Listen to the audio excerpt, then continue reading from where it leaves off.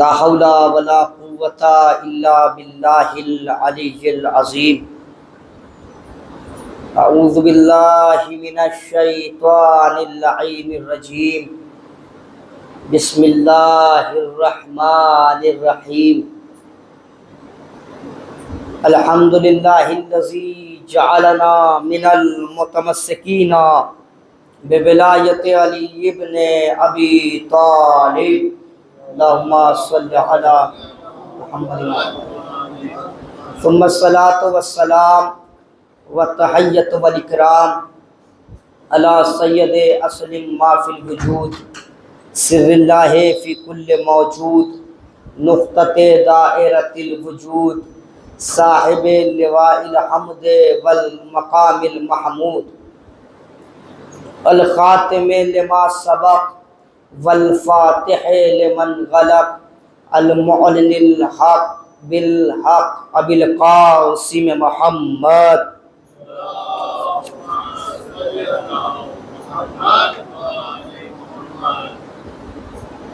وعلى آلہ الطیبین الطاہرین المعصومین المظلومین المنتجبین المنتخبین، ولعنۃ اللہ علی اعدائہم وغاصبی حقوقہم وقتلتہم ومنکری فضائلہم ومصائبہم وولایتہم وامامتہم وخلافتہم وشجاعتہم وسخاوتہم وعظمتہم وعطشہم اجمعین من الآن الی قیام یوم الدین۔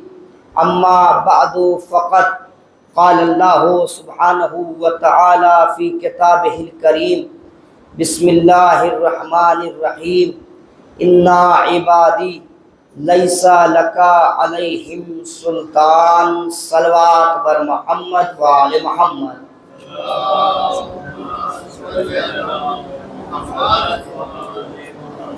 گزارش ہے ایک مرتبہ سورہ حمد اور 3 مرتبہ سورہ اخلاص کی تلاوت فرما کر مرحوم جمال الدین ابن فدا حسین، مریم بانو بنت باقر علی، بطول بانو بنت یوسف علی، فدا حسین ابن علاء الدین، فاطمہ بانو بنت رحمت اللہ، شہر بانو بنت مہر علی، فضل علی ابن علاء الدین، اور گل بانو بنت زوار بھائی، امینہ بانو بنت علاء الدین، اور رجانی اور بھوجانی خاندان کے تمام مرحومین اور مرحومات کو ارسال فرمائے۔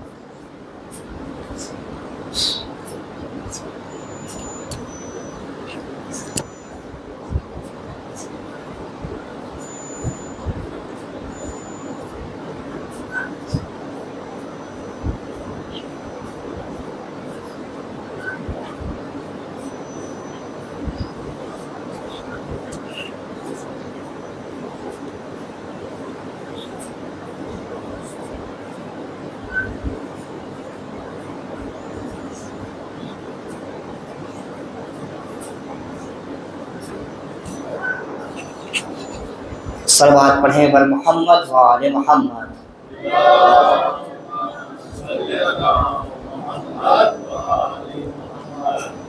ایک جیتی جاتی صلوات پڑھیں بر محمد وآل محمد۔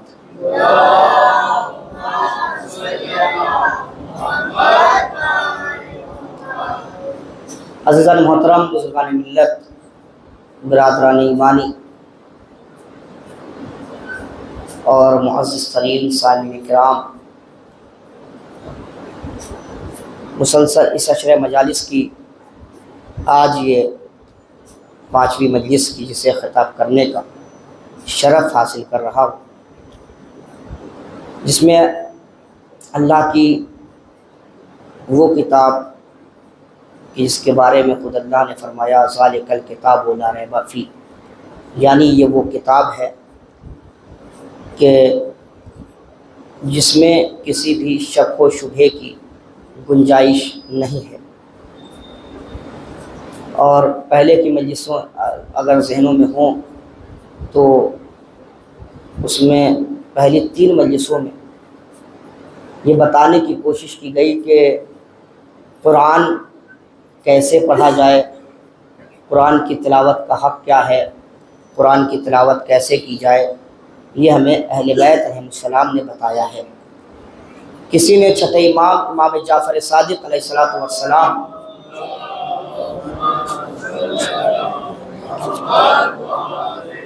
سے آ کر سوال کیا، مولا یہ بتائیے کہ میں قرآن کا حافظ ہوں، مجھے قرآن یاد ہے، تو میں بغیر دیکھے قرآن پڑھ سکتا ہوں، تو کیا یہ میرے لیے صحیح ہے؟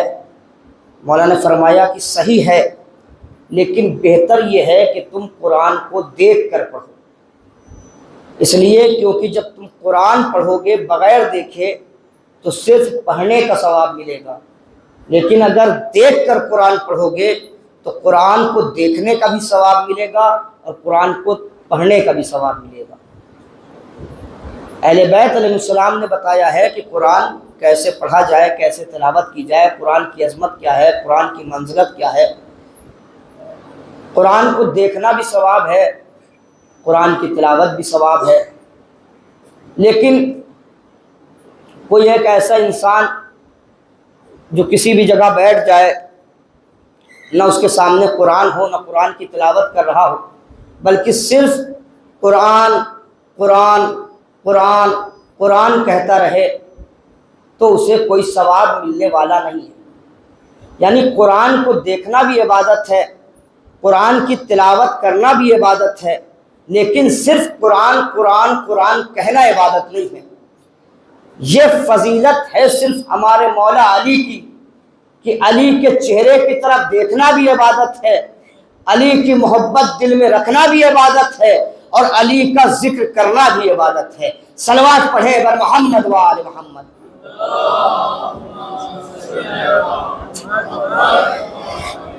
اسی قرآن کریم کی سورہ ہجر کی 42ویں نمبر کی آیت کے ایک جز کو میں نے سرنامہ سخن قرار دیا ہے، جس میں پروردگار عالم شیطان سے مخاطب ہو کے کہہ رہا ہے، انا عبادی لیسا لکا علیہم سلطان۔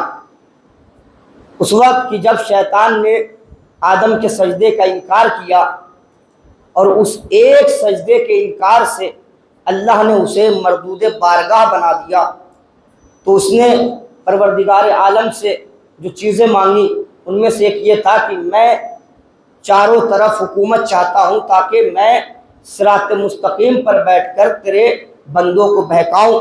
تب پروردگار عالم نے اسے یہ جواب دیا تھا کہ انا عبادی لیسا لکا علیہم سلطان، کہ تو بہکا سکتا ہے لوگوں کو، لیکن کبھی بھی ان لوگوں پر تیری سلطنت نہیں ہو سکتی کہ جو میرے خاص بندے ہیں۔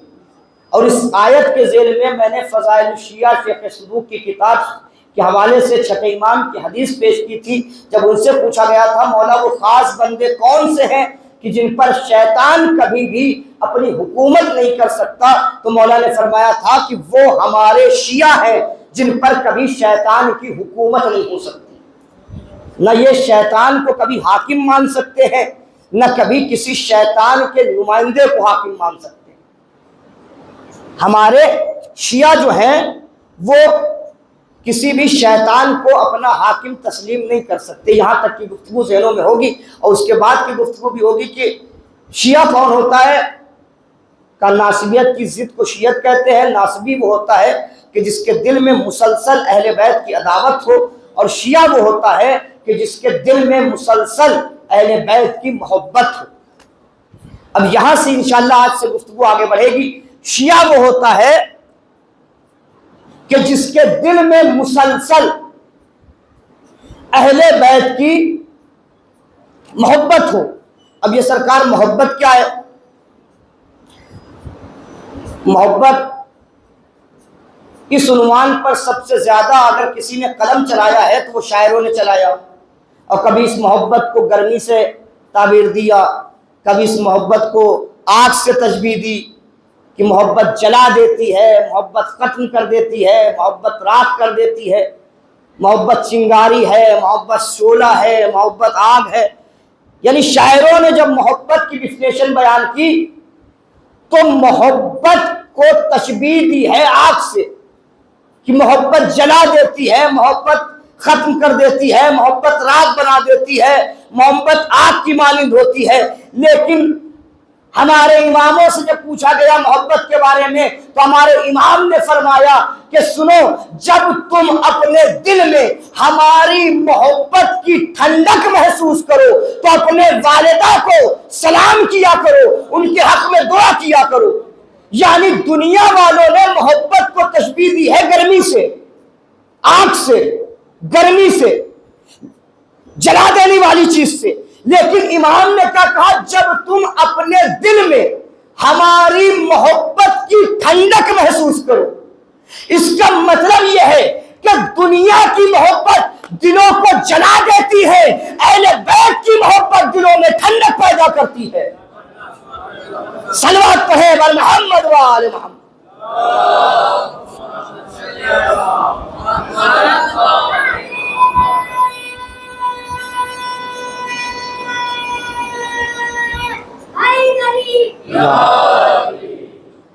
اہل بیت کی محبت دلوں میں ٹھنڈک پیدا کرتی ہے، اور امام ہی فرماتے، چھٹے امام کا یہ قول ہے کہ کہتے ہیں کہ دین محبت اور نفرت کے سوا کچھ ہے ہی نہیں۔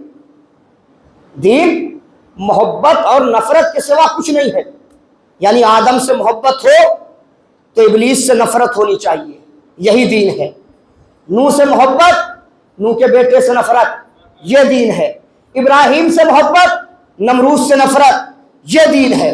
موسیٰ سے محبت، فرعون سے نفرت، یہ دین ہے۔ عیسیٰ سے محبت، عیسیٰ پر ظلم کرنے والوں سے نفرت، یہی اصل دین ہے۔ محمد سے محبت، ابو لہب اور ابو جہل سے نفرت، یہی دین ہے۔ فاطمہ سے محبت، فاطمہ کے قاتلوں سے نفرت، یہی دین ہے۔ علی سے محبت، علی کے دشمنوں سے نفرت، دین ہے۔ حسن سے محبت، فقیر شام ذلیل شام سے نفرت، دین ہے۔ حسین سے محبت، یزید سے نفرت، دین ہے۔ یعنی دین محبت اور نفرت کے سوا کچھ نہیں ہے۔ اسی لیے ہمارے چوتھے امام نے ارشاد فرمایا کہ تمہاری کوئی بھی عبادت اس وقت تک قبول نہیں ہو سکتی جب تک کہ تمہارے دلوں میں ہماری ولایت نہ ہو، اور ہماری ولایت بھی اس وقت تک قبول نہیں ہو سکتی جب تک ہمارے دشمنوں سے بیزاری نہ ہو۔ صلوات پڑھے بر محمد و آل محمد۔ تو دین محبت اور نفرت کے سوا کچھ نہیں ہے۔ توجہ کیجئے گا، دین محبت اور نفرت کے سوا کچھ نہیں۔ کہا یہ تو بات ہو گئی اصول دین کی۔ فروع دین میں بھی آپ آئیے، نماز، روزہ، حج، زکوٰۃ، جتنے بھی فروعات ہیں ان سب کا دار و مدار کس پر ہے؟ نیت پر ہے۔ میں یہاں بھی ثابت کروں گا کہ کوئی بھی عمل محبت کے بغیر قابل قبول نہیں۔ محبت کیا ہے؟ علم کلام کے علماء سے پوچھا گیا کہ یہ بتائیے محبت کی ڈیفینیشن کیا ہے، تو علم کلام کے علماء نے بتایا کہ کسی کے قرب کی چاہت کو محبت کہتے ہیں۔ توجہ کیجئے گا، کسی کے قرب کی چاہت کو محبت کہتے ہیں۔ یعنی کوئی کسی کے قریب جانا چاہ رہا ہے، اس کے دل میں یہ تمنا ہے کہ میں اس کے قریب ہو جاؤں، تو اس کا مطلب کہ وہ اس سے محبت کرتا ہے۔ کسی کے قرب کی چاہت کو محبت کہتے ہیں۔ بات سمجھ میں آ گئی؟ اب سنیے، نماز، روزہ، حج و زکوٰۃ میں بھی محبت کے علاوہ کچھ ہے ہی نہیں۔ ان سب اعمال کا دار و مدار ہے نیت پر۔ کسی کے قرب کی چاہت کو محبت کہتے ہیں۔ اب یہ قرب کیا ہے؟ قرب کسے کہتے ہیں؟ قریب ہونا۔ یا آسان زبان میں اپنے بچوں کے لیے عرض کر دوں کہ جیسے قبلہ کے پہلو میں حیدر بھائی بیٹھے ہوئے، یعنی قبلہ کا حیدر بھائی کو قرب حاصل ہے۔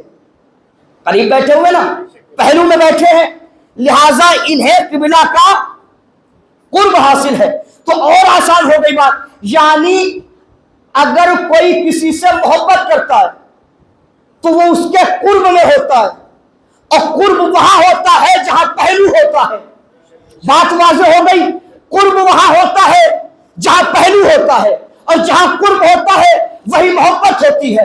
اب ہر نماز اور ہر اعمال سے پہلے ہم نیت کیا کرتے ہیں کہ نماز پڑھتا ہوں میں قربتاً للہ، قربتاً للہ۔ ارے کہاں بیٹھے ہیں آپ؟ یعنی اللہ کا قرب حاصل کرنے کے لیے، ہم نماز پڑھتے ہیں، قرب ملتا کہاں ہے؟ کہ پہلو میں۔ اب جسے اللہ کا قرب حاصل کرنا ہے وہ پہلے اللہ کا پہلو تلاش کرے۔ اللہ اکبر۔ جسے اللہ کا قرب حاصل کرنا ہے وہ اللہ کا پہلو تلاش کرے۔ تو اللہ پہلو رکھتا نہیں، جسم سے بے نیاز ہے، جسم سے مبرہ ہے۔ جسم رکھے تو اللہ نہ رہے، پہلو مل جائے تو خدا نہ رہے۔ تو اس کا مطلب کوئی تو ایسی ذات ہونی چاہیے کہ جس کا پہلو اللہ کا پہلو کہلائے۔ اللہ اکبر۔ کوئی تو ایسی ذات ہونی چاہیے کہ جس کا پہلو اللہ کا پہلو کہلائے، تاکہ ہم اس کے پہلو تک پہنچ کے اللہ کا قرب حاصل کر سکے۔ ہمیں کائنات میں کوئی ذات ایسی نہ ملی، لیکن ایک روز منبر رسول پر رسول خطبہ ارشاد فرما رہے تھے، اصحاب کا مجمع تھا، علی سامنے تھے، رسول اللہ کے رسول نے خطبہ دیتے دیتے علی کی طرف اشارہ کر کے کہا، یا علی انت جنب اللہ، اے علی تو اللہ کا پہلو ہے۔ اللہ اکبر۔ نہیں توجہ کی آپ نے؟ اے علی تو اللہ کا پہلو ہے۔ نیت کیا ہوتی ہے؟ قربت اللہ۔ فلا عمل کر رہے ہیں تاکہ اللہ کا قرب حاصل ہو جائے۔ قرب حاصل ہوتا ہے پہلو سے۔ اللہ کا قرب حاصل کرنے کے لیے اللہ کے پہلو سے قریب ہونا پڑے گا، اور اللہ کے پہلو کو علی کہتے ہیں۔ اب لوگ بحثیں کرتے ہیں کہ نماز بغیر ولایت کے ہو سکتی ہے یا نہیں، روزہ بغیر ولایت علی کے ہو سکتا ہے یا نہیں، حج بغیر ولایت علی کے ہو سکتا ہے نہیں۔ اما تم اعمال کی بات کرتے ہو، نیت بھی بغیر علی کی ولایت کے مکمل نہیں۔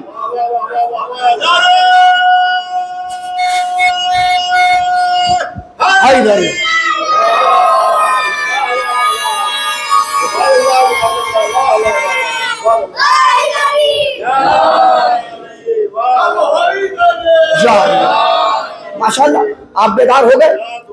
تو کسی کے قرب کی چاہت کو محبت کہتے ہیں۔ ہم اہل بیت سے محبت کرتے ہیں تو اس کا مطلب ہم اہل بیت کی قربت حاصل کرنا چاہتے ہیں، ان سے قریب ہونا چاہتے ہیں۔ اسی کو شیعہ کہتے ہیں، یعنی جو اہل بیت کے قریب ہوگا وہی اہل بیت کا شیعہ ہے، اور جو دور ہوگا وہ اہل بیت کا شیعہ نہیں۔ اب تاریخ شیعت میں دیکھیے کون کون اہل بیت سے قریب تھا اور کون دور تھا۔ جنازہ رسول کا علی پڑھا رہے تھے، قریب میں کچھ ہی لوگ تھے، بقیہ لوگ دور تھے، اور سقیفہ میں اپنا خلیفہ چن رہے تھے۔ انہی قریبیوں میں کچھ لوگ جناب سلمان، جناب ابو ذر، جناب مقداد، انہی میں سے ایک تھے جناب جابر بن عبداللہ انصاری۔ جناب جابر بن عبداللہ انصاری کہاں سے تھے؟ انصار میں سے تھے۔ اچھا اب حدیث سن لیجیے، بات انصار کی آ گئی ہے۔ مسلمانوں کی صحیح کتاب، دوسری صحیح کتاب جس کا نام ہے صحیح مسلم، اس میں یہ روایت ہے کہ رسول نے فرمایا کہ جو انصار سے محبت کرے وہ مومن ہے، اور جو انصار سے عداوت رکھے وہ کافر ہے۔ ہمارے یہاں کی نہیں، مسلمانوں کی صحیح کتاب کی صحیح حدیث کہ جو انصار سے محبت کرے وہ مومن ہے۔ اب یہ انصار اور انصار کیا ہے؟ نبی کے صحابیوں کے دو گروہ، ایک انصار کہلاتے ہیں، اپنے چھوٹے بھائیوں کی عزت کر، اور ایک گروہ مہاجرین کا کہلاتا ہے۔ انصار وہ کہ جنہوں نے نبی کو مدینے میں پناہ دی، مہاجر وہ کہ جو مکے میں رہتے تھے اور ہجرت کر کے رسول کے ساتھ مدینے آ گئے۔ تو دو گروہ تھے صحابیوں کے، ایک مہاجر دوسرے انصار۔ انصار کے بارے میں رسول نے فرمایا کہ جو انصار سے محبت کرے گا، حالانکہ دوسری حدیث یہ ہے کہ جو علی سے محبت کرے گا وہ مومن ہے، اور جو علی سے عداوت رکھے گا وہ منافق ہے، لیکن یہاں پہ حدیث ہے کہ انصار سے محبت کرنے والا مومن ہے اور انصار سے عداوت رکھنے والا منافق ہے۔ توجہ نہیں کیا آپ نے؟ انصار کیوں ایسا کہا نبی نے؟ کیونکہ نبی فرماتے کیونکہ انصار نے مدینے میں مجھے پناہ دی ہے۔ نہیں پہنچے آپ جہاں میں لے جانا چاہتا ہوں، اس لیے کہ انصار نے مدینے میں مجھے پناہ دی ہے، لہذا ان کی فضیلت میں نبی نے حدیث ارشاد فرمائی کہ جنہوں نے میری مدینے میں پناہ دی، جو ان سے محبت کرے گا وہ مومن ہوگا، جو نفرت کرے گا وہ منافق ہوگا۔ تب انصاف سے بتاؤ، جس نے نبی کی مدینے میں پناہ دی جب اس کی یہ عظمت ہے، تو جس نے مکے میں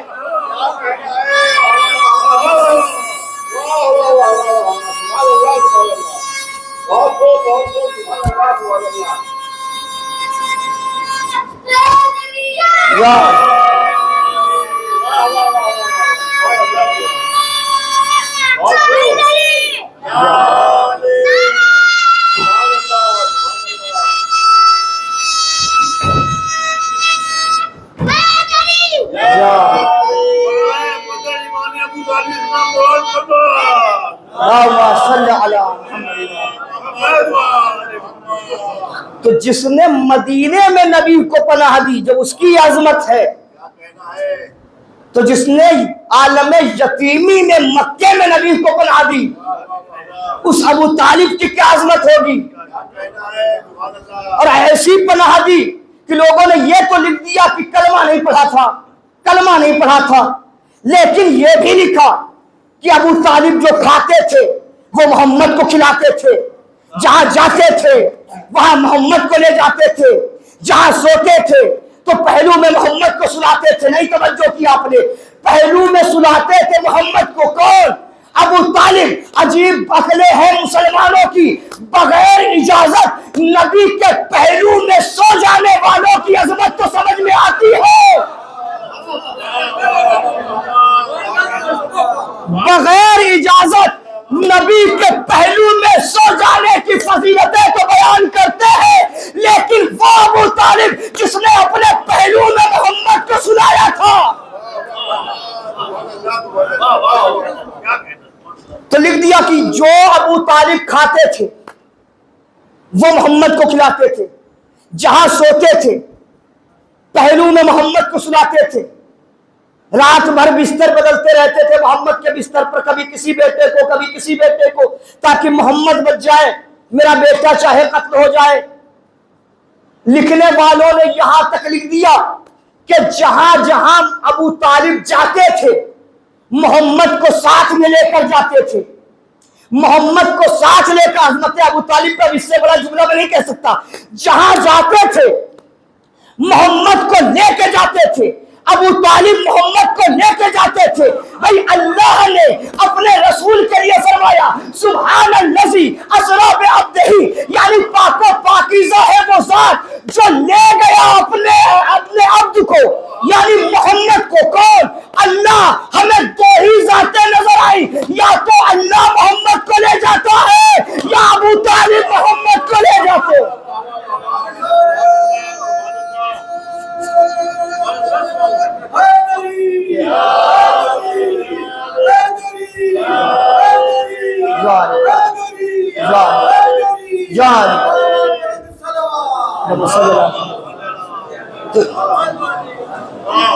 میرا یہ موضوع نہیں ہے، لیکن ایک بات اور عرض کر دوں، جہاں جاتے تھے ابو طالب رسول کو ساتھ میں لے کے جاتے تھے، ساتھ میں لے کے جاتے تھے۔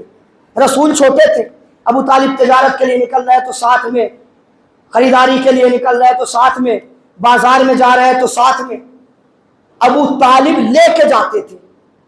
تو جو لے جاتا ہے وہ تو آگے آگے چلتا ہے نا۔ نہیں شاید بات واضح نہیں ہوئی۔ بھائی راجو بھائی، میں یہاں پہ آیا، میں نے کہا کہ میں انکلیشور میں ہوں اور مجھے یہاں سے اپنے فلیٹ پہ جانا ہے، میں راستہ بھول گیا، تو آپ مجھے وہاں لے چلیے۔ تو اب یہ مجھے وہاں لے جائیں گے، تو اب یہ بتائیے، میں نے ان سے راستہ پوچھا ہے نا، تو جب یہ مجھے لے کر جا رہے ہیں تو یہ آگے ہونا چاہیے، مجھے ان کی پیروی کرنی چاہیے، یعنی جہاں یہ جائیں وہاں میں جاؤں، جدھر یہ مڑیں ادھر میں مڑوں، جہاں یہ رکیں وہاں میں رکوں، جہاں یہ قیام کریں وہاں میں بھی قیام کروں، یعنی یہ لے جانے والے ہیں۔ تو تو جو لے جاتا ہے وہ آگے آگے چلتا ہے، پیچھے والا اس کے نقش قدم پہ چلتا ہے۔ ابو طالب لے جاتے تھے محمد کو، اللہ اکبر، ابو طالب لے جاتے تھے محمد کو، اور محمد یعنی ابو طالب آگے آگے، محمد اتباع کرتے ہوئے پیچھے پیچھے۔ محمد کو جس کے لیے اللہ نے قرآن میں کہا اے میرے رسول ان لوگ مسلمانوں سے کہہ دو اگر یہ اللہ سے محبت کرتے ہیں تو یہ تمہارا اتباع کرے، تمہاری پیروی کرے، تمہیں فالو کرے۔ اس کا مطلب مسلمان جس کے پیچھے پیچھے چلے اسے محمد کہتے ہیں، محمد جس کے پیچھے پیچھے چلے اسے ابو طالب کہتے ہیں۔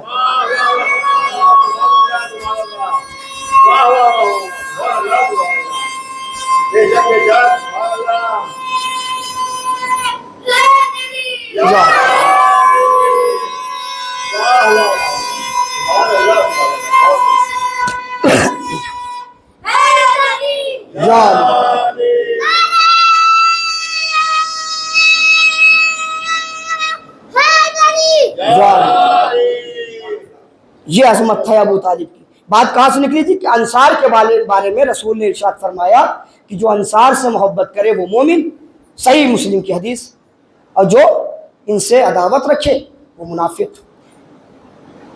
انہی انصار میں ایک کا نام ہے جابر بن عبداللہ انصاری۔ یہ نبی کے وہ جلیل القدر صحابی، میں چاہ رہا ہوں کہ ان مجالسوں میں کچھ جو شروع کے شیعہ تھے ان کی کچھ تاریخ پڑھی جائے، اسی لیے میں ان موضوعات کا میں نے انتخاب کیا۔ جابر جنہوں نے سب سے زیادہ نبی کے بعد زندگی گزاری ہے وہ صحابی، یعنی نبی کریم کے بعد 5 اماموں کا دور دیکھا انہوں نے، 90 برس کی عمر پائی، سن 76 یا 77 ہجری میں ان کی وفات ہوئی۔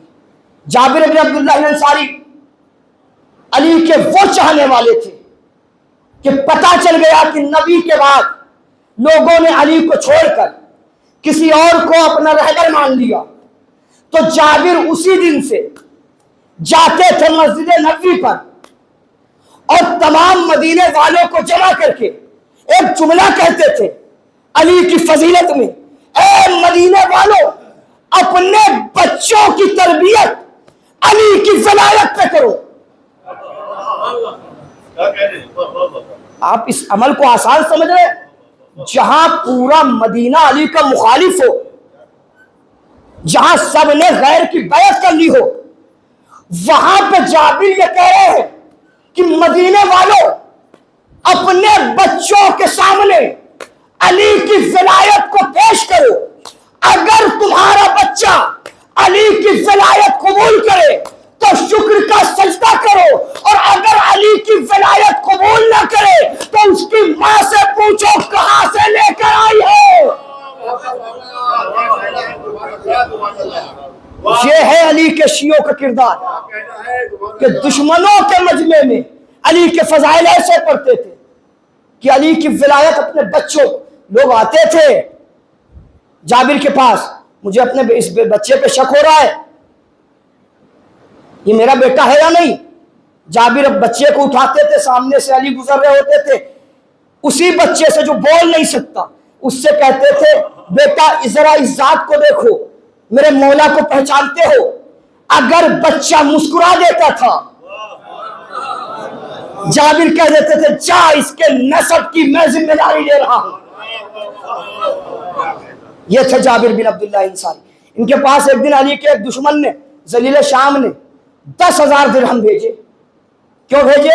کہ اس لیے کیونکہ اٹھتے بیٹھتے آتے جاتے جابر ہر وقت صرف علی کے ہی فضائل پڑھتے تھے، تو اس نے سوچا کہ میں 10,000 درہم دے دوں گا جابر کو تو شاید یہ علی کے فضائل چھوڑ کر میری فضیلتیں بیان کرنے لگے۔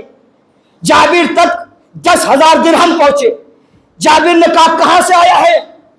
کہا شام سے۔ کس نے بھیجا ہے؟ کہا شام کے حاکم نے۔ جابر نے وہ رقم بھی واپس کی اور پرچہ بھی لکھ دیا، اور پرچہ لے کر آنے والا دربار شام پہنچا۔ دربار سجا ہوا تھا۔ دربار شام میں اس آنے والے نے جابر کی وہ واپس کی ہوئی رقم بھی اسے دی اور ساتھ میں پرچہ بھی دیا اور کہا کہ دیکھو جابر نے مجھے یہ پرچہ دیا ہے اور یہ کہا ہے کہ اپنے حاکم سے کہنا اگر وہ مرد ہے تو اس میرے پرچے کو سب کے سامنے پڑھے گا۔ علی کے چاہنے والوں کا کردار بتا رہا ہوں، علی کے چاہنے والوں کا مقصد ہی ہوتا ہے کہ لوگوں کے سامنے علی کے دشمن کو ذلیل کیا جائے۔ اگر تو مرد ہے تو سب کے سامنے میرے پرچے کو پڑھے گا۔ اس نے رقم ہاتھ میں لی، اب بات ایسی لکھ دی تھی کہ کوئی مکر تو سکتا نہیں، ارے مردانگی ثابت کرنی تھی نا۔ سب کے سامنے پرچہ کھولا، زور زور سے پڑھنے لگا۔ جابر نے لکھا تھا او علی کے دشمن، اللہ اکبر، او علی کے دشمن تو انہیں مجھے 10,000 درہم بھیجوائے، میں یہ درہم اس لیے واپس کر رہا ہوں کیونکہ میں نہیں چاہتا کہ میری وجہ سے تیرے نامے اعمال میں ایک نیکی لکھی جائے۔ میں نہیں چاہتا کہ تیرے نامے اعمال میں ایک نیکی لکھی جائے میری وجہ سے۔ علی کے چاہنے والوں کا یہ کردار ہوتا ہے، میری وجہ سے ایک نیکی بھی تجھے لکھی جائے یہ مجھے گوارا نہیں۔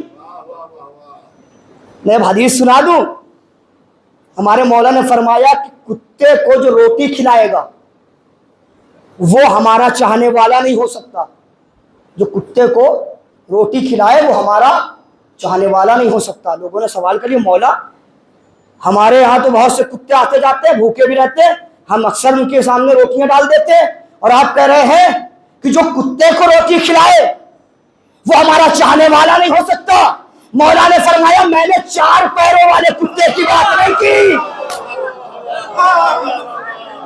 میں نے 2 پیروں والے کتے کی بات کی ہے جو کھاتا بھی ہمارا ہے بھونکتا بھی ہمیں پر ہے۔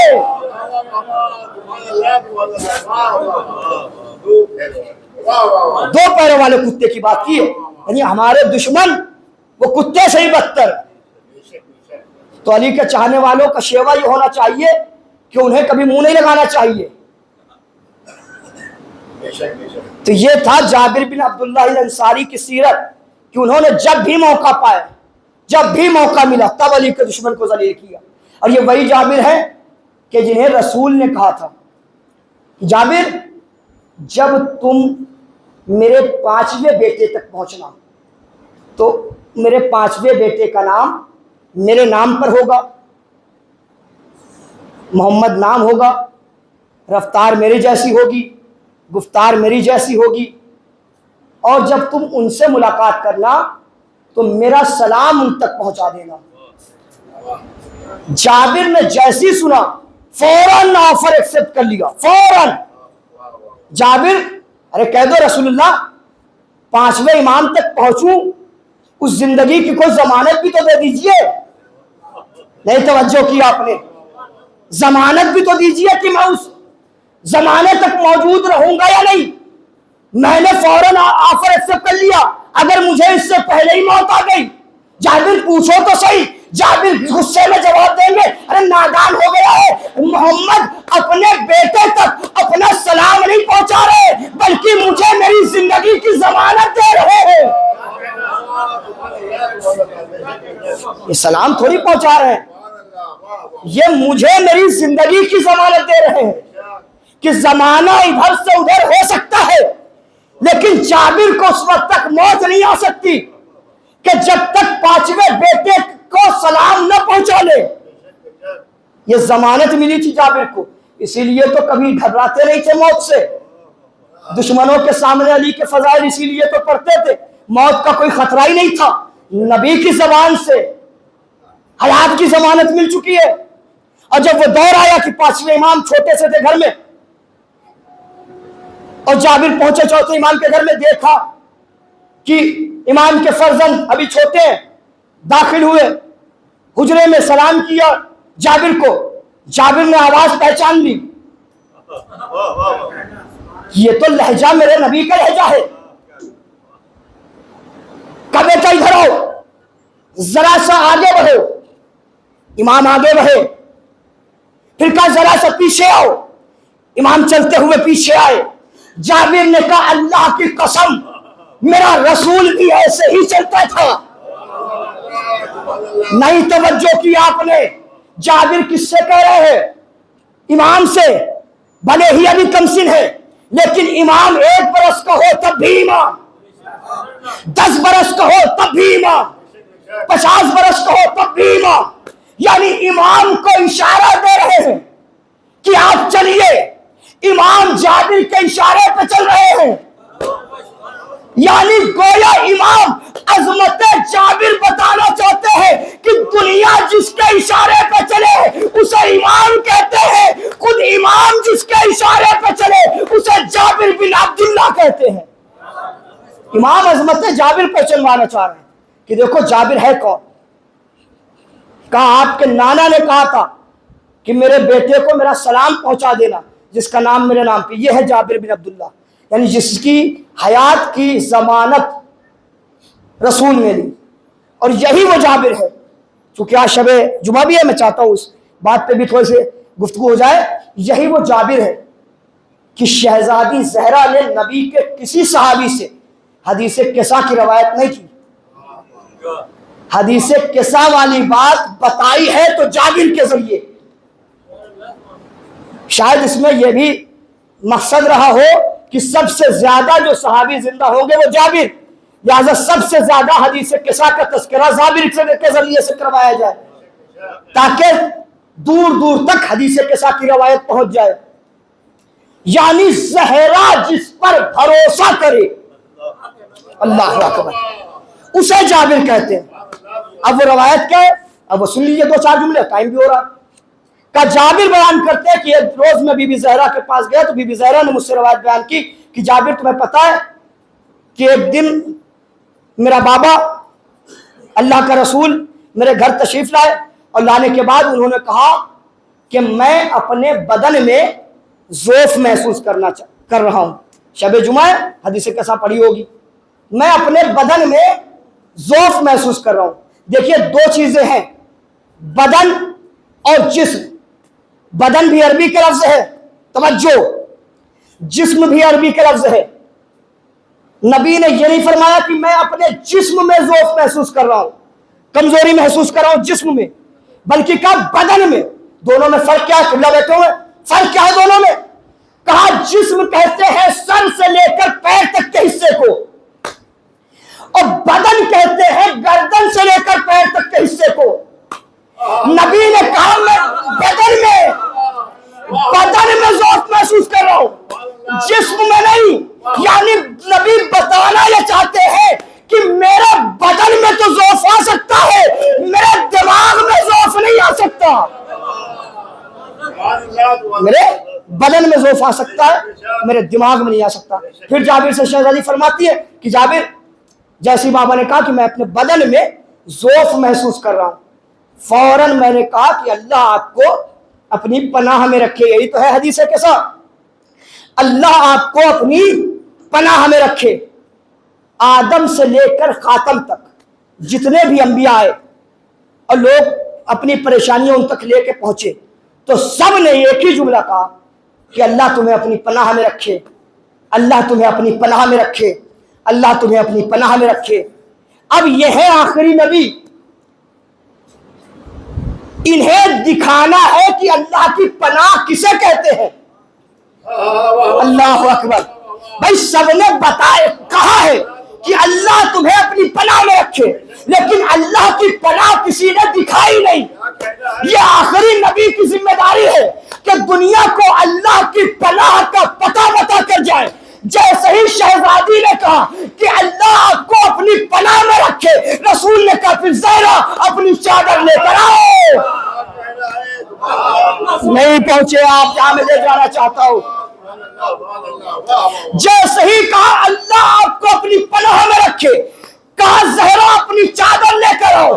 یہ رسول زہرا سے چادر نہیں منگا رہے بلکہ اللہ کی پناہ کا پتہ بتا رہے ہیں. صلوات پڑھیں بر محمد و آل محمد.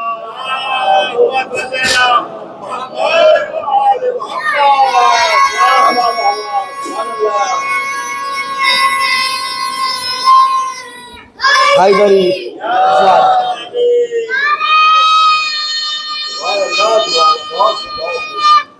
حیدری متوجہ رہیے گا میری طرف.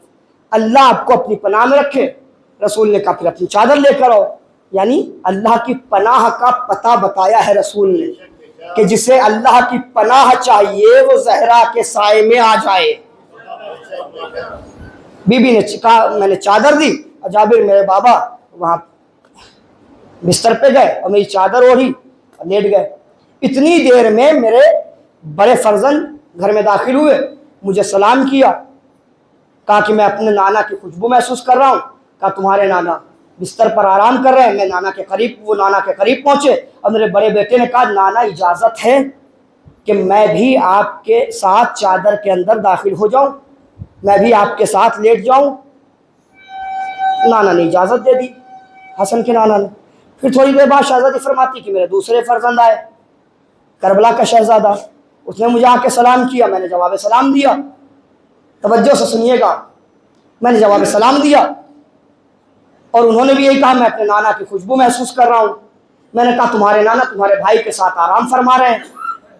حسین قریب پہنچے, چادر پکڑ کے کہتے ہیں نانا آپ پہ میرا سلام ہو, کیا اجازت ہے کہ میں بھی آپ کے پہلو میں آ کر سو جاؤں؟ نبی نے کہا آ جاؤ, تم بھی آ جاؤ. توجہ نہیں کیا آپ نے. سنتے رہتے ہیں بارہا, حدیث قصہ بھی پڑھتے ہیں, اس کا ترجمہ بھی پڑھتے ہیں اور سنتے رہتے ہیں. امام حسن آئے تو انہوں نے بھی اجازت لی کہ نانا اجازت ہے میں آپ کے پہلو میں سو جاؤں. امام حسین آئے تو انہوں نے بھی کہا نانا اجازت ہے میں آپ کے پہلو میں سو جاؤں. یہ ہے کون حسن حسین؟ یہ نبی کے وہ نواسے ہیں جو کبھی نبی کے دوش پر آ جاتے ہیں, جو نبی کے پشت پہ کبھی آ جاتے ہیں, کبھی نبی کی آغوش پر آ جاتے ہیں, لیکن کبھی تاریخ میں جملہ نہیں دیکھا کہ انہوں نے آغوش میں بیٹھنے سے پہلے اجازت لی ہو. نانا اجازت ہے آغوش میں بیٹھ جاؤ, نانا اجازت ہے دوست پہ بیٹھ جاؤ, نانا اجازت ہے پشت پہ بیٹھ جاؤ. جو امام نانا کے پاس آ کر بغیر اجازت کبھی زانو پہ بیٹھتے تھے, کبھی پشت پہ بیٹھتے تھے, کبھی دوست پہ بیٹھتے تھے, آج وہ اجازت کیوں لے رہے ہیں؟ ہم دونوں اماموں سے پوچھیں گے مولا آپ اجازت کیوں لے رہے ہیں؟ آپ کو اجازت کی کیا ضرورت؟ کہ تمہیں نہیں معلوم ہم دنیا کو یہ پیغام دینا چاہتے ہیں کہ ہم نبی کے پیارے نواسے ہوتے ہوئے اپنے نانا کے پہلو میں بیٹھنے کے لیے اجازت مانگ کر یہ پیغام دے رہے ہیں کہ جب ہم امام ہو کر بغیر اجازت نبی کے پہلو میں نہیں سو سکتے تو امت کو یہ حق کس نے دیا؟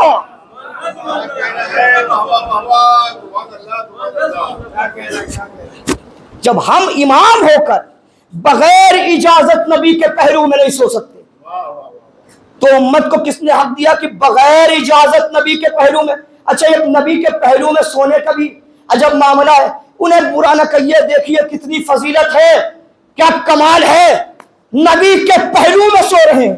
یہی کہا جاتا ہے نبی کے پہلو میں سو رہے ہیں.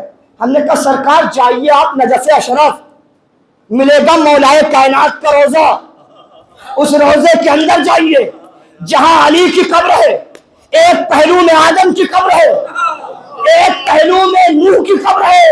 نہیں توجہ فرمائی, ایک پہلو میں علی کے آدم کی قبر ہے, ایک پہلو میں نوح کی قبر ہے. میاں نبی کے پہلو میں سونا کمال نہیں ہے, نبیوں کو پہلو میں سلانا کمال.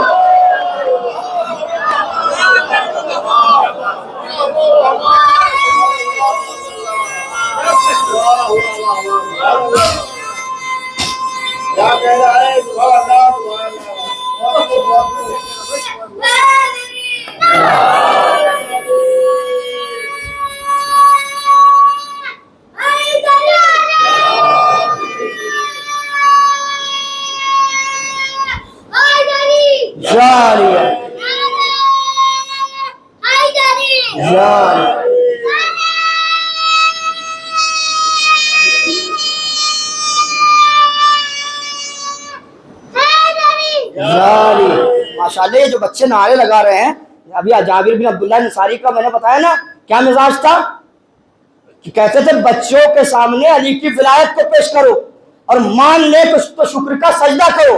یہ بچے نعرہ لگا کے بتا رہے ہیں ہم نے علی کی ولایت کو قبول بھی کیا ہے، ہمارے والدین نے شکر کا سجدہ بھی کیا ہے۔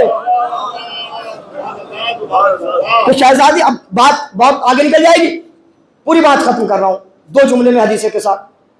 امام حسن آئے، اجازت لی، چادر میں داخل۔ امام حسین آئے، اجازت لی، چادر میں داخل۔ اس کے بعد امام علی آئے، اجازت لی، چادر میں داخل۔ پھر شہزادی خود آئی، اجازت لی، چادر میں داخل۔ اب جب پنجتن چادر تطہیر میں آ گئے، چادر سیدہ کے سائے میں جب پنجتن آ گئے، یا یوں کہوں کہ بے سایہ نبی جب چادر زہرا کے سائے میں آ گیا، اور پوری کائنات کو سایہ عطا کرنے والے امام بھی جب چادر سیدہ کے سائے میں آ گئے، تو آسمان پر جبریل نے اللہ سے پوچھا، یا رب ومن تحت الکسا،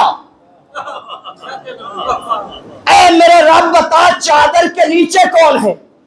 تو اللہ نے بتانے سے پہلے 2 جملے کہے، صرف جبریل کو مخاطب ہو کر نہیں کہا، بلکہ کہا یا ملائکتی و یا سکان السماواتی، اور اس کے بعد اہل بیت کے فضائل پڑھے، انی ما خلقت السماء مبنیہ ولا ارضا مدحیہ ولا قمر منیرا ولا شمس مضیہ ولا قمر منیرا ولا بحر یجری ولا فلک یسری الا فی محبت ہؤلاء الخمسۃ الذین هم تحت الکسا۔ اہل بیت کے فضائل پڑھنے سے پہلے اللہ نے 2 جملے کہے، یا ملائکتی و یا سکان السماواتی، پروردگار یا ملائکتی، اے میرے ملائکہ، و یا سکان السماواتی، اور اے آسمان میں رہنے والوں۔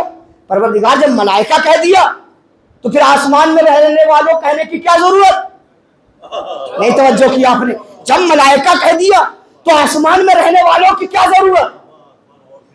عجب نہیں آواز پروردگار ہے، نادان ہو گئے ہو، آسمان میں صرف فرشتے نہیں رہتے، حوریں بھی تو رہتی ہے۔ نہیں بات پہنچانی ہے، ہم پر سوال اعتراضات ہوتے ہیں، یہ مجلسیں ہوتی ہیں تو مردوں کے ساتھ ساتھ آپ کے عورتیں کیوں جاتی ہیں؟ نہیں پہنچے آپ، عورتیں کیوں جاتی ہے؟ اللہ نے اہل بیت کے فضائل پڑھنے سے پہلے 2 جملے کہے، اے آسمان میں رہنے والوں، یعنی حوریں بھی سنے، ملائکہ بھی سنے، حوریں مؤنث ہے، ملائکہ مذکر ہے۔ اللہ چاہتا ہی یہی ہے، جب اہل بیت کے فضائل بیان ہو تو مرد بھی سنے، عورتیں بھی سنے، مرد بھی سنے، عورتیں بھی سنے۔ اور اس کے بعد اللہ نے ارشاد فرمایا، جبریل تم پوچھ رہے تھے کون ہے؟ ہم فاطمہ و ابوہا و بالہا و بنوہا، فاطمہ ہیں، ان کے بابا ہیں، ان کے شوہر ہیں، ان کے بیٹے ہیں۔ فاطمہ ہیں، ان کے بابا ہیں، ان کے شوہر ہیں، ان کے بیٹے ہیں۔ اب یہ سنتے رہتے ہیں بارہا خطبہ سے کہ نبی یہ نہیں فرمایا کہ محمد ہیں، ان کی بیٹی ہیں، ان کے داماد ہیں، ان کے نواسے ہیں، یہ نہیں کہا۔ نہ علی سے تعارف کروایا، نہ حسن سے، نہ حسین سے۔ اگر نبی سے اللہ تعارف کروا دیتا تو ہر نبی کا رشتہ دار آیہ تطہیر میں گھسنے کی کوشش کرتا، آیہ تطہیر کا مصداق بننے کی کوشش ہر نبی کا رشتہ دار کرتا۔ اما ددیالی ننیالی رشتہ داروں کو چھوڑیے، سسرالی رشتہ دار بھی تطہیر کے مصداق بننے کی کوشش کرتے۔ اللہ نے پہلے ہی اعلان کر دیا کہ تطہیر کے مصداق نبی کے رشتہ دار نہیں ہے، فاطمہ کے رشتہ دار ہے۔ بس آخری جملے، یا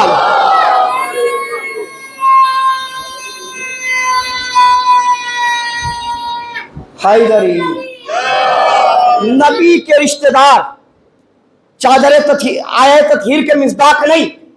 مصداق کون ہے آیہ تطہیر کا؟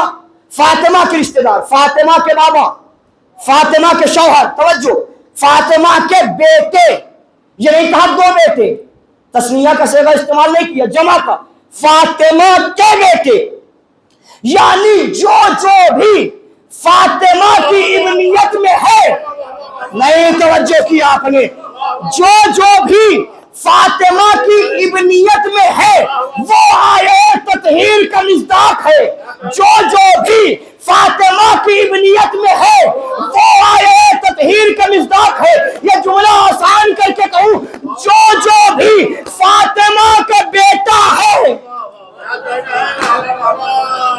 وہ آیے تطہیر کا مصداق ہے. حسنین بھی فاطمہ کے بیٹے، عباس کو بھی فاطمہ نے اپنا بیٹا کہا. تو آیے تطہیر کے مصداق جیسے حسنین ہیں ایسے ہی عباس ہے، ایسے ہی عباس ہے. اسی لیے کسی بھی شجرے کے نجس کو یہ اجازت نہیں کہ وہ عباس کے علم کو چھو سکے. آپ نے غور نہیں کیا، میں نے جملہ کہا ہے کسی بھی شجرے کے نجس کو یہ اجازت نہیں کہ وہ عباس کے علم کو چھو سکے. جس کا شجرہ پاک و پاکیزہ ہو وہی عباس کے علم کو چھوئے. یہاں تک بات لے کر آیا کیونکہ ابھی انشاءاللہ آپ علم کی زیارت کریں گے. اور نوچندی جمعرات، یہ نوچندی جمعرات کیوں رکھی گئی، ہمارے بزرگوں نے اسے کیوں رکھا وہ بھی سن لیجئے.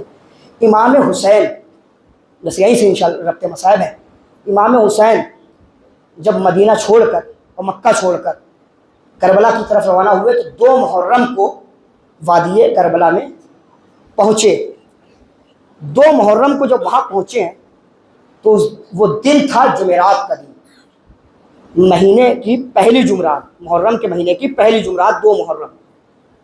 اور مولا حسین نے 2 محرم کو جب خیمے لگائے تو خیمہ زینب کے سامنے ایک علم کو نصب کیا تھا. شاید ہمارے بزرگوں نے اسی یاد میں ہر مہینے کی پہلی جمعرات کو علم اٹھانا شروع کیا کہ آقا حسین نے محرم کے پہلے جمعرات کو زینب کے خیمے کے سامنے علم نصب کیا تھا، ہم اسی کے نقش قدم پر ہر مہینے کی جمعرات کو علم اٹھائیں گے. یہ وہیں سے شاید روایت چلی جہاں تک میں پہنچا ہوں. جب بی بی زینب کے خیمے کے سامنے مولا حسین علم کو نصب کر رہے تھے تو بی بی زینب نے مولا حسین سے پوچھا تھا، میرے ماجائے یہ میرے خیمے کے سامنے علم کیوں نصب کیا ہے؟ تو حسین نے جملہ کہا تھا، زینب جب تک یہ علم تمہارے خیمے کے سامنے لگا ہوا ہے سمجھنا تمہاری چادر سلامت ہے. زینب جب تک یہ علم تمہارے خیمے کے سامنے نظر آئے سمجھنا تمہاری چادر سلامت ہے. جس دن یہ علم اس خیمے کے سامنے سے ہٹ جائے سمجھنا کہ تیرے سر سے چادر چھننے والی ہے. حسین نے یہ جملہ کہا تھا. زینب سارا دن علم پر ہی نظر رکھتی تھی.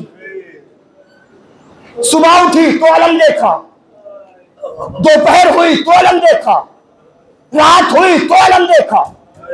اسی دن سے زینب علم پہ نظر رکھے ہوئے تھی. اور زینب یہی سوچتی تھی کہ میرے حسین نے یہ کیوں کہا کہ جب تک علم سلامت ہے میری چادر سلامت ہے، جب تک اگر یہ علم ہٹ گیا تو تیری چادر چھین لی جائے گی. زینب سوچتی تھی بھلا کس کی مجال جو میرے بھیا عباس کے ہوتے ہوئے زینب کے سر سے چادر چھینے. اللہ اکبر. زینب سوچتی تھی کس کی مجال کہ جو عباس کے ہوتے ہوئے زینب کے سر سے چادر چھینے.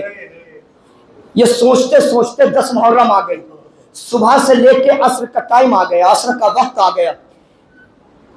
جب آخری وقت مولا عباس بی بی زینب سے رخصت کے لیے آئے ہیں اب زینب کو یقین ہو گیا کہ میرا بھائی عباس مرنے جا رہا ہے، اب تو میرے سر سے چادر ضرور چھینی جائے گی. عباس کو جب زینب و حسین نے رخصت کیا تو عباس کے ایک ہاتھ میں علم تھا، علم میں مشکیزہ بنا ہوا تھا، دوسرے ہاتھ میں ٹوٹا ہوا نیزہ تھا، اور اجازت صرف اتنی تھی کہ پانی لے کر آؤ اور خیمے میں لا کر سکینہ کے حوالے کر دو. جنگ کی اجازت نہیں تھی. عباس جب جانے لگے حسین نے عباس کو روک کے کہا عباس ذرا قریب آؤ، علم کو ذرا جھکاؤ. علم کے پھریرے پر کچھ لکھا ہوا تھا. علم کے پھریرے کو جب عباس نے جھکایا حسین نے اپنی انگلیوں سے اس میں جو لکھا تھا اسے کاٹا، اس کے نیچے کچھ اور لکھ دیا. عباس کو رخصت کر دیا. ایک مرتبہ زینب نے در خیمہ میں یہ منظر دیکھ لیا. ارے حسین کو قریب بلایا اے میرے ماجائے، اور علم میں کیا لکھا تھا اور کیا کر دیا؟ حسین رو کے کہتے ہیں میری بہن، علم میں لکھا ہوا تھا نصر من اللہ وفتح قریب، میں نے اسے کاٹ کر لکھ دیا انا للہ وانا الیہ راجعون۔ اللہ اکبر۔ علم لے کر عباس چلے، پورے شہادت نہیں پڑھنی، علم لے کر چلے، پانی بھرا، واپس آنے لگے، داہنا بازو قلم ہوا، تھوڑی دور اور چلے، بایاں بازو قلم ہوا، آنکھ میں تیر پیوست ہو گیا۔ حضرت الزہرا آپ نے غور ہی نہیں کیا، عباس کی آنکھ میں تیر اس وقت لگا جب دونوں ہاتھ قلم ہو چکے تھے۔ بھائی جب بھی آنکھ پر کوئی چیز آ کے لگتی ہے تو انسان سب سے پہلے ہاتھوں کا سہارا لیتا ہے۔ ارے وہ عباس کیا کرے جس کے ہاتھ کاٹے جا چکے؟ ارے تلوار تیر کو کیسے نکالے؟ روایت کہتی ہے کہ عباس کے آنکھ میں تیر لگا تھا، دوسری آنکھ میں خون جمع ہوا تھا، عباس کو درد بھی بہت ہو رہا تھا، عباس کو کچھ نظر بھی نہیں آتا تھا۔ عباس نے چاہا کہ تیر نکالا جائے تو عباس گھٹنوں کے بل اپنے رہوار پر بیٹھے اور دونوں گھٹنوں کے درمیان تیر کو پھنسایا، چاہتے تھے کہ تیر نکالے۔ اتنے میں ایک ظالم نے عباس کے سر پہ ایسا گرز مارا، ارے سر ایسے دو پارا ہوا جیسے کیس رمضان کو علی کے سر پہ ضربت لگی، ایسے عباس کا سر دو پارا ہوا۔ ارے رہوار پہ سنبھل نہ سکے، زمین پر آئے۔ مجھے نہیں پتا کہ زمین پر کیسے آئے، اس لیے کیونکہ جب بھی کوئی بندہ ارے بلندی سے زمین پہ آتا ہے تو اپنے ہاتھوں کا سہارا لیتا ہے۔ ارے وہ عباس کتنا مجبور، زمین پر تو آ گئے، ہاتھ کٹ چکے، منہ کے بل زمین پہ گرے۔ اللہ اکبر۔ حسین کا آواز دی، حسین قریب پہنچے، دونوں بھائیوں میں کچھ گفتگو ہوئی، عباس نے اس دنیا کو الوداع کہہ دیا، بس آخری جملے ہیں۔ اب حسین عباس کا علم لے کر خیمے کی جانب بڑھے، وصیت کے مطابق لاشا وہی چھوڑا۔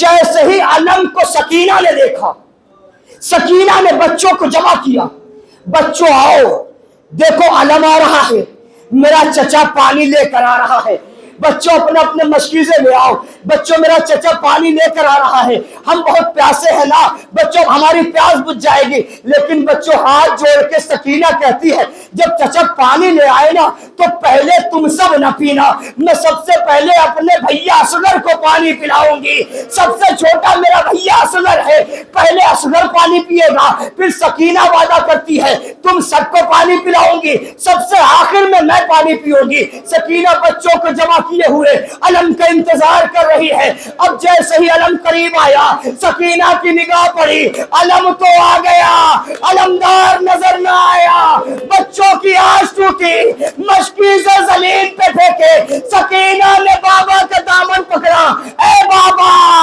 میرا چچا کہاں ہے؟ حضرت الزہرا خدا کو کوئی غم نہ دے سوائے غم محمد، بس آخری جملہ سنیے۔